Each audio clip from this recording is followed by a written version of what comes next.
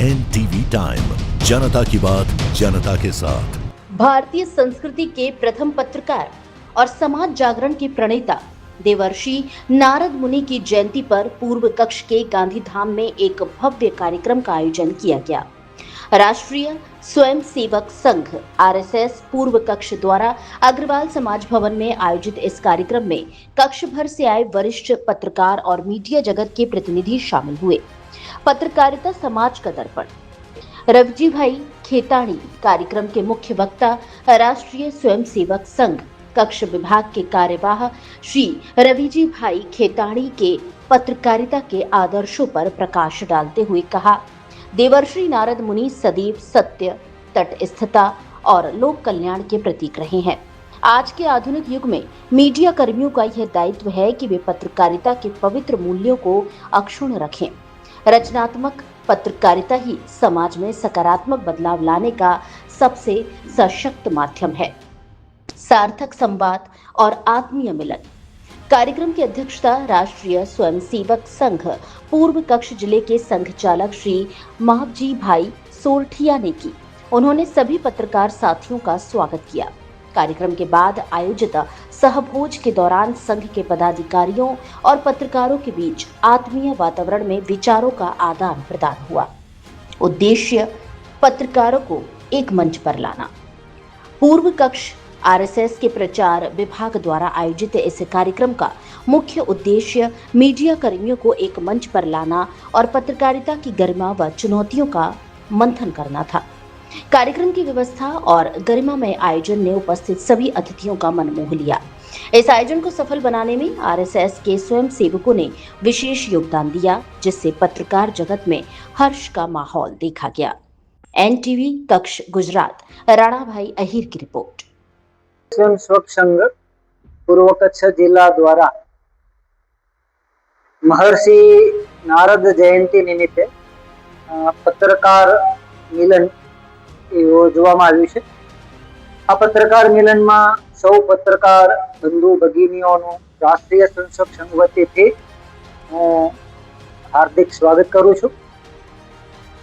સંઘનું આ શતાબ્દી વર્ષ ચાલી રહ્યું છે।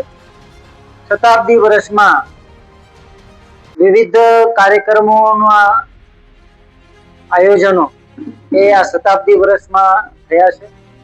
આ શતાબ્દી વર્ષમાં આજે महर्षि नारद जी ने याद करीने महर्षि नारद એટલે એક પત્રકારો માટેના આદર્શ વ્યક્તિત્વ। આ નારદજીએ ત્રિલોકની અંદર એક સાચા અર્થમાં વ્યક્તિ, સમાજ અને રાષ્ટ્રના નિર્માણની અંદર એક સાચા સંદેશાવાહક તરીકેની પોતાની એક અદ્ભુત ભૂમિકા महर्षि नारदजीए आपी है। આપણે એમને આદ્ય પત્રકાર તરીકે પણ કહી શકીએ। મહર્ષિ નારદ એ બધા જ પ્રકારના વ્યક્તિઓ સાથે એમનો લોક સંપર્ક હંમેશા રહ્યો છે।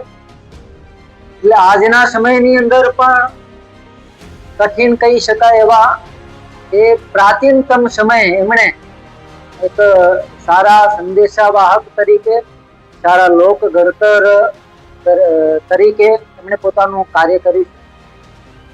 ए निमित्ते आजे आ गांधीधाम मध्य आवुं सरस मजानुं पत्रकार मिलननुं आयोजन करवामां आव्युं हतुं। आ पत्रकार मिलननी अंदर शताब्दी वर्ष निमित्ते पंच परिवर्तनना 5 बिंदुओ उपर एक साथे मळीने सार्थक चर्चा करवामां आवी छे। आ 5 परिवर्तनना 5 बिंदुओमांनो एक बिंदु एटले कुटुंब प्रबोधन, बीजो बिंदु सामाजिक समरसता, त्रीजो बिंदु पर्यावरण संवर्धन अने संरक्षण, चौथो बिंदु नागरिक कर्तव्य अने पांचमो बिंदु एटले स्वनी यात्रा, स्वदेशीनी यात्रा, स्वनी तंत्रनी यात्रा। आ 5 बिंदुओ उपर प्रारंभिक एक विषय ने त्यार पछी आवेला सौ पत्रकार बंधु भगिनीओए आ 5 परिवर्तनना बिंदुओमां एक सार्थक चर्चा थई छे, एक सामूहिक चिंतन थयुं छे।